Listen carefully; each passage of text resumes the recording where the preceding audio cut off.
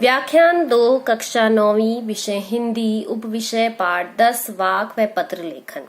प्रश्नोत्तर हल व्याख्यान 1। मैं हूं आपकी अध्यापिका सविता। देखिए, इस व्याख्यान में हम वाक में जो हमने पढ़ा यानी ललदेद के द्वारा रचित जो पाठ संख्या 10 हमने पढ़ी, उसमें हमने वाकों का भावार्थ व शब्दार्थ को जाना था।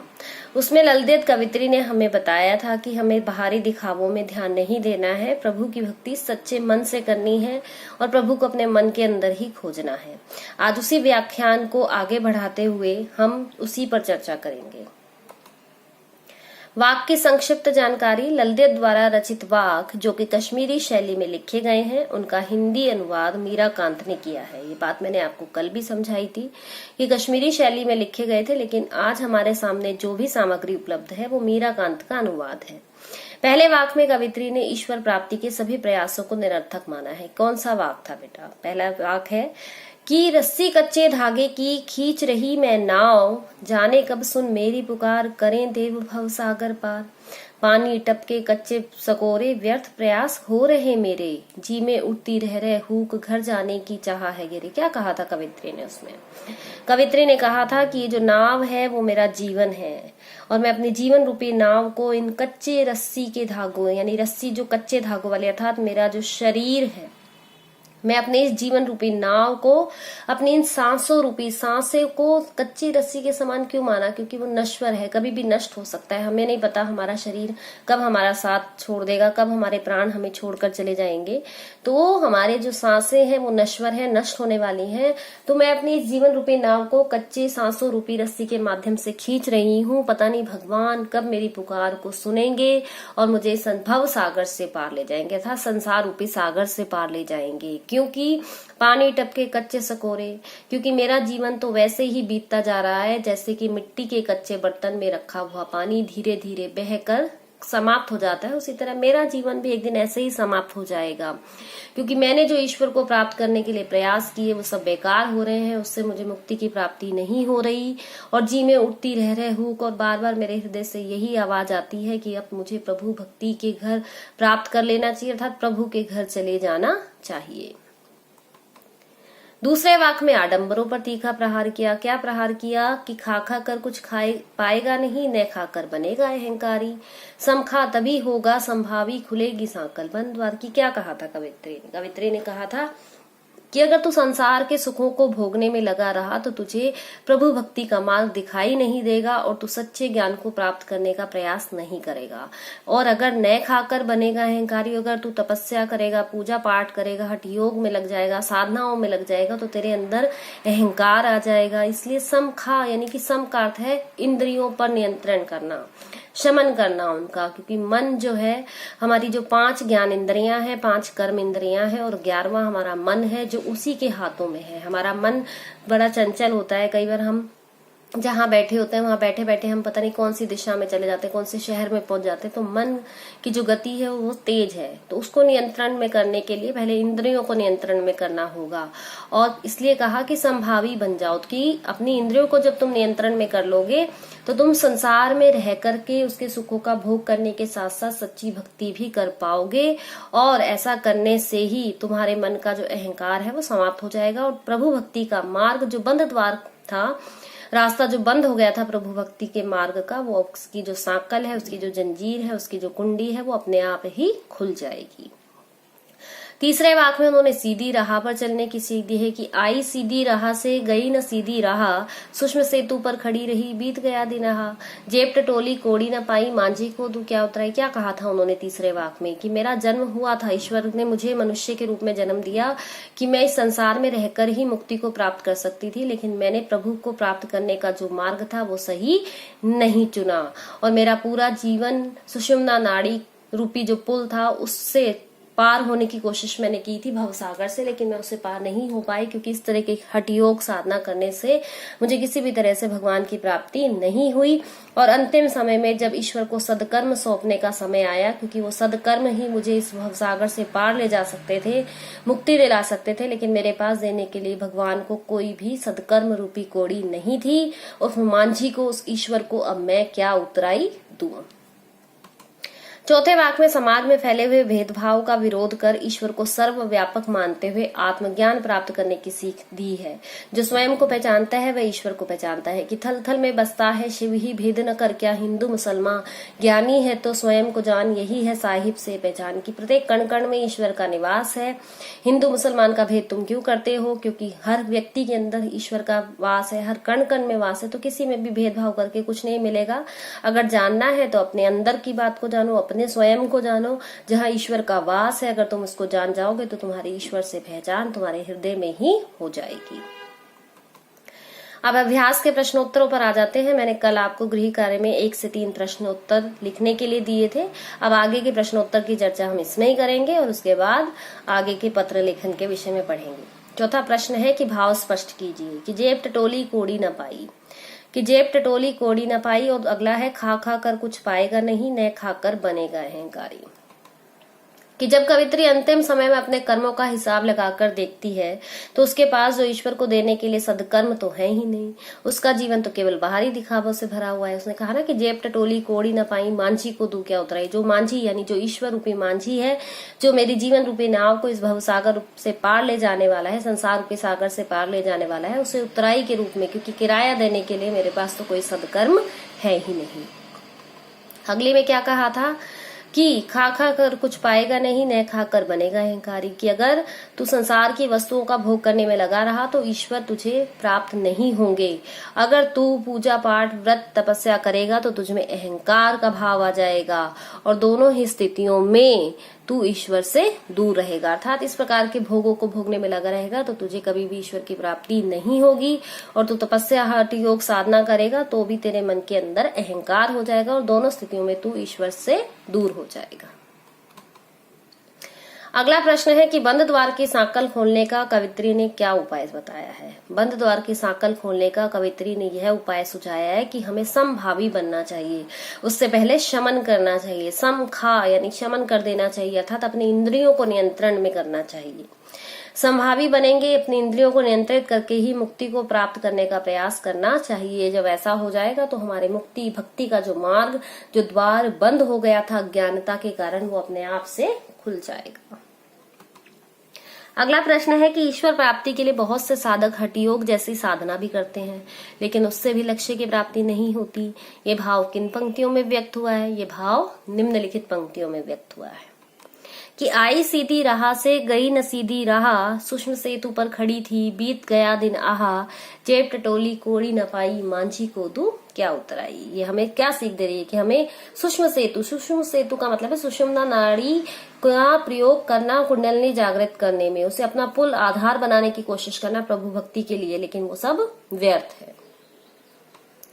अगला प्रश्न है कि ज्ञानी से कवित्री का क्या अभिप्राय है। ज्ञानी से कवित्री का अभिप्राय स्वयं को जान लेने वाले मनुष्य से है। उसने कहा ना कि ज्ञानी है तो स्वयं को जान। जो व्यक्ति अपने अंदर के ज्ञान को समझ लेता है वही ईश्वर को पा सकता है, अर्थात वही साहिब से पहचान, उसकी शक्ति को पहचान सकता है, क्योंकि परमात्मा हमारे हृदय में ही निवास करते हैं, उन्हें इधर उधर जाकर ढूंढने की आवश्यकता नहीं है। तो पहले 3 प्रश्न जो आपको मैंने गृह कार्य में दिए थे वो आपने कर लिए होंगे। अब इनको भी 4 से 7 जो प्रश्नोत्तर है इनको भी आप अपने साफ उत्तर पुस्तिका में करना। अब बढ़ते हैं पत्र लेखन की तरफ। देखो, पत्र लेखन एक विशेष महत्व रखता है हमारे जीवन में। पहले तो इसका बहुत ज्यादा महत्व था, क्योंकि सारे का अगर हमारे रिश्तेदार जो सगे संबंधी दूर रहते थे उनके पास हम अपनी इच्छाओं, अपनी मन की बातों को भेजने के लिए पत्र का सहारा लेते थे। लेकिन धीरे धीरे स्थिति बदलती गई और पत्र लेखन का जो विषय है वो स्कूलों तक, विद्यालयों तक और सरकारी कार्यालयों तक ही रह गया। बाकी जो जगह है वो मोबाइल ने ले ली। लेकिन आज भी हम विद्यार्थी जीवन में पत्र लेखन का एक विशेष महत्व है, इसीलिए हम इसमें चर्चा करते हैं कि अभिव्यक्ति के मुख्यतः 2 माध्यम हैं। एक है मौखिक और दूसरा है लिखित, कि या तो हम बोल करके अपने विचारों को प्रकट करते हैं या हम लिख कर करते हैं। मौखिक अभिव्यक्ति आमने सामने बैठकर तथा टेलीफोन आदि से की जा सकती है, लेकिन जहां व्यक्तिगत रूप से पहुंचना कठिन हो या अभिव्यक्ति को प्रमाण स्वरूप प्रस्तुत करना कठिन हो तो वहां पर क्या होता है, वहां पर भाषा के लिखित रूप का सहारा लेना पड़ता है। क्योंकि जहां हम नहीं पहुंच पाते वहां हम पत्रों के माध्यम से, लिखित रूप के माध्यम से अपनी बात को पहुंचाने की कोशिश करते हैं। इस प्रक्रिया में पत्र महत्वपूर्ण भूमिका रखते हैं। दूरस्थ निकट यानी कि दूर रहने वाले निकट संबंधियों के हालचाल जानने, सूचनाओं के आदान प्रदान का लोकप्रिय माध्यम पत्र लेखन बना। यही पत्र लेखन है जो हमारी बातों को एक दूसरे तक पहुंचाता है, आदान प्रदान का साधन है। यह बात अलग है कि आजकल लोग पत्रों की जगह मोबाइल का प्रयोग कर रहे हैं, तो परंपरा बदल चुकी है और ये केवल विद्यालयों तक या फिर हमारे सरकारी कामकाज की भाषा या फिर नौकरी इत्यादि के लिए किए जाने वाले आवेदन या शिकायतों के लिए लिखे जाने वाले पत्रों तक ही सीमित रह गया है। मानव जीवन के सभी क्षेत्रों में पत्रों का विशेष महत्व है, चाहे वो पारिवारिक हो, सामाजिक हो, आर्थिक हो, व्यापारिक हो व धार्मिक हो। हर क्षेत्र में पत्र अपना विशेष महत्व रखते हैं। आज कागज का स्थान कंप्यूटर ने ले लिया है, हम कंप्यूटर पर हर चीज टाइप करते हैं, और कलम का स्थान इलेक्ट्रॉनिक प्रिंटर ने ले लिया है, वो टाइप करता जाता है, हम लिखते जाते हैं, टाइप करते हैं बटन से और वो आ जाता है उसके ऊपर। पत्र लेखन ईमेल बन गया है, जो पत्र लिखते थे आज वो ईमेल है, जिसे भी हमने कुछ भेजना होता है संदेश, हम ईमेल के माध्यम से उसे भेज देते हैं। तथा कंप्यूटर और इंटरनेट इसके डाकिया है। पहले पत्र लेने का जो कार्य है वो डाकिया करता था, घर घर तक पहुंचाता था। आज कंप्यूटर और इंटरनेट के माध्यम से मेल भेज दी जाती है। पलक झपकते ही आपके पत्रों को 7 समुद्र पार पहुंचा देता है। हम यहाँ बैठे हैं लेकिन हमारी ईमेल, हमारे संदेश दूसरे देशों तक पहुंच जाते हैं। पलक झपकते ही आपने यहाँ सेंड किया और वहां पर पहुंचा। पत्र 2 प्रकार के होते हैं बेटा, एक होता है औपचारिक यानी फॉर्मल और एक होता है अनौपचारिक मतलब इनफॉर्मल। औपचारिक पत्र क्या होते हैं? जिन व्यक्तियों के साथ व्यक्तिगत संबंध नहीं होते, यानी हमारे निजी संबंध नहीं होते, आपसी रिश्तेदारी नहीं होती, उन्हें लिखे जाने वाले पत्र औपचारिक पत्र कहलाते हैं। इस प्रकार के पत्र कक्षाध्यापकों, प्रधानाचार्यों, संपादकों यानी न्यूज एडिटर्स और क्या होते हैं सरकारी व अन्य कार्यालयों के अधिकारियों व निजी संस्थाओं के प्रबंधकों को, मैनेजर्स को लिखे जाते हैं। अब है अनौपचारिक पत्र। जिन व्यक्तियों के साथ व्यक्तिगत व आत्मीय संबंध होते हैं, यानी हमारे अपने गहरे संबंध होते हैं, वो हमारे माता पिता होते हैं, वो हमारे भाई बंधु होते हैं, वो हमारे मित्र होते हैं, वो हमारी सहेलियां होती हैं, उनको लिखे जाने वाले पत्र अनौपचारिक, जिसमें औपचारिकता नहीं होती, फॉर्मेलिटी नहीं निभानी होती हमें किसी तरह से, हम उनके साथ खुलकर बात कर सकते हैं। ऐसे पत्र प्राय संबंधियों, मित्रों एवं परिवार के सदस्यों को लिखे जाते हैं। सामाजिक पत्र भी कुछ इसी श्रेणी में आते हैं। मतलब मान लो हमने किसी को जन्मोत्सव के लिए बुलाना है तो हम कार्ड छपवाते हैं, उससे निमंत्रण पत्र देते हैं, विवाह के उत्सव के लिए भी कार्ड देते हैं, वो भी अनौपचारिक होते हैं। उसमें कोई फॉर्मेलिटी नहीं होती, कोई औपचारिकता नहीं निभाई जाती, गृह प्रवेश होता है इत्यादि। निमंत्रण पत्र भी अनौपचारिक पत्र कहलाते हैं। अब पत्र लेखन की विशेषताएं हैं बेटा। पत्र लेखन एक कला है और जो व्यक्ति इस कला में निपुण होते हैं वे निस्संदेह यानी बिना किसी संदेह के इसका लाभ उठाने में सफल हो जाते हैं। पत्र लेखन के समय निम्नलिखित बातों का ध्यान रखना चाहिए। पहला है स्पष्टता। स्पष्टता का मतलब क्या है? पत्र लिखते समय सब कुछ स्पष्ट रूप से लिखना चाहिए। जो आप लिखना चाहते हैं अच्छी तरीके से समझ आना चाहिए। कहीं ऐसा ना हो कि पत्र को समझने के लिए विशेष ज्ञान रखने वाले यानी विशेषज्ञों, शब्दकोश यानी डिक्शनरी और अनुवादकों का सहारा लेना पड़े, यानी कोई हमें बताए तो हमें समझ में आए कि उसकी ट्रांसलेशन करो तो हमें समझ में आएगा, तो ऐसा नहीं होना चाहिए। दूसरा क्या है कि सरलता और सहजता होनी चाहिए। पत्र सरल और सहज भाषा में लिखे जाने चाहिए। उसमें किसी भी प्रकार का बनावटीपन नहीं होना चाहिए कि जिससे लिखा गया पत्र उसे भी समझ में आना चाहिए जिसे हमने ये पत्र लिखा है। संक्षिप्तता होनी चाहिए, छोटा होना चाहिए। पत्र में बहुत ज्यादा नहीं लिखना चाहिए। ज्यादा लंबे पत्र निराशा को जन्म देते हैं, बोरियत पैदा करते हैं। इस कारण से छोटे छोटे वाक्यों का प्रयोग करना चाहिए, क्योंकि जो जितना लंबा पत्र लिखेगा वो विषय से बाहर चला जाता है। मौलिकता होनी चाहिए, नयापन होना चाहिए। पुरानी बातों को ही उधेड़ कर नहीं रख देना चाहिए। वहां पर पत्र में अपनी बात मौलिकता के साथ लिखी जानी चाहिए। उसमें नयापन, अपने शब्द लिखने की कोशिश करनी चाहिए। उसमें किसी भी परंपरागत भाषा का प्रयोग नहीं होना चाहिए। किसी भाषा को उठाया वहां से लिखा, वहां के शब्द उठाए वहां से लिखे। मौलिकता लाओ, नयापन लेकर आओ। शालीनता, पत्र में लिखने वाले के व्यक्तित्व यानी पर्सनालिटी और व्यवहार यानी नेचर की झलक मिलती है। पत्रों की भाषा शैली शिष्ट और शालीन होनी चाहिए। सभ्यता नजर आनी चाहिए, नहीं कि अपशब्दों का प्रयोग कर दें, किसी भी तरीके की भाषा का प्रयोग कर दें। शालीनता, अच्छे व्यवहार से भरी हुई भाषा का प्रयोग करना चाहिए। संपूर्णता होनी चाहिए। पत्र लिखते समय ये ध्यान रखना चाहिए कि आप जो कुछ भी लिख रहे हैं उससे आपकी बात स्पष्ट भी हो रही है। उद्देश्य पूर्ति, पत्र लेखन का मुख्य उद्देश्य भी पूर्ण होना भी पत्र लेखन की विशेषता है कि आपका पत्र आपके लिखने का उद्देश्य को पूरा कर रहा है या नहीं, ये भी पत्र लेखन की एक विशेषता है। अर्थात जिस उद्देश्य को ध्यान में रखकर पत्र लिखा गया वह पूर्ण होना चाहिए। अब आपके लिए देखो गृह कार्य, वो तो मैंने आपके साथ चर्चा की थी कि 4 से 7 प्रश्नों की चर्चा थी, वो तो करने ही है आपको गृह कार्य में। उसके अलावा इन वाक्यों के आधार पर कवित्री आप लोगों से क्या अपेक्षा रखती है, उस अपेक्षा के आधार पर 2 प्रश्न हैं कि आपकी दृष्टि में धार्मिक भेदभाव के कारण समाज को क्या हानि हो रही है, कि आपसी भेदभाव जब हम करते हैं तो उससे समाज पर क्या प्रभाव पड़ता है, क्या हानि हो रही है, क्या नुकसान होते हैं। और दूसरा कि आपसी भेदभाव को मिटाने के लिए आप क्या प्रयास कर सकते हैं। ये 2 प्रश्न हैं आपके लिए। एक तो वो, उसकी चर्चा तो हमने की ही है, लेकिन ये आपकी समझ के आधार पर है, आपके विचारों के आधार पर है, उन्हें आपको अपनी साफ उत्तर पुस्तिका में लिखना है। मैंने कल के व्याख्यान में आपको 3 प्रश्न दिए थे, उन प्रश्नों की चर्चा कर लेते हैं यहाँ पर। पहला प्रश्न था कि रस्सी यहाँ किसके लिए प्रयुक्त हुआ है और वो कैसी है। रस्सी शब्द का प्रयोग यहाँ कमजोर और नाशवान सांसों के लिए हुआ है। कवित्री उस कमजोर और नाशवान सांसों रूपी रस्सी के माध्यम से जीवन रूपी नाव को खींचने का प्रयास कर रही है।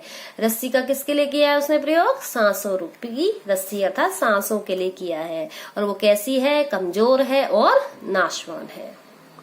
दूसरा प्रश्न था कि कवित्री द्वारा मुक्ति के लिए किए जाने वाले प्रयास व्यर्थ क्यों हो रहे हैं। व्यर्थ का अर्थ होता है बेकार, प्रयास का मतलब जो कोशिश की उसने। कवित्री द्वारा मुक्ति के लिए किए जाने वाले प्रयास इसलिए व्यर्थ हो रहे हैं क्योंकि कवित्री सांसारिक मोहमाया में फंसकर झूठे दिखावे से भरी भक्ति के मार्ग को अपनाकर ईश्वर को पाने का प्रयास कर, यानी जो कोशिश वो कर रही है उसमें दिखावा है, बनावटीपन है, बाहरी आडंबर है। उसका जीवन भी नाशवान है, जो कभी भी नष्ट हो सकता है, जो उसे संसार रूपी सागर से पार ले जाने में सक्षम नहीं है, क्योंकि उसकी सांसें कैसी हैं? कमजोर रस्सी के समान है। तीसरा प्रश्न है कि कवित्री का घर जाने की चाह से क्या अभिप्राय है। घर जाने से अभिप्राय है कि वह संसार रूपी सागर से पार होकर प्रभु की शरण में जाना चाहती है। वह ईश्वर की शरण को ही अपना घर मानती है। उसका घर कोई और नहीं है, उसका घर है ईश्वर का घर। तो बेटा आपको ये समझ में आ गए होंगे तीनों प्रश्नों के उत्तर। तीनों प्रश्नों के उत्तर के साथ जो 4 से 7 मैंने अभी चर्चा की थी वो भी हो गए, और 2 प्रश्नों के उत्तर आपको अगले उसमें करना है। अब अगले व्याख्यान में हम पत्र लेखन से जुड़ी हुई अगली बातों के बारे में जानेंगे, उसकी विशेषताओं के बारे में जानेंगे, प्रारूप के बारे में जानेंगे, और पत्र कैसे हमारे जीवन में महत्वपूर्ण भूमिका निभाते हैं, किस किस क्षेत्र में पत्र हमारे साथ चलते हैं, इसी की चर्चा करेंगे हम अगले व्याख्यान में। मिलते हैं बेटा, धन्यवाद।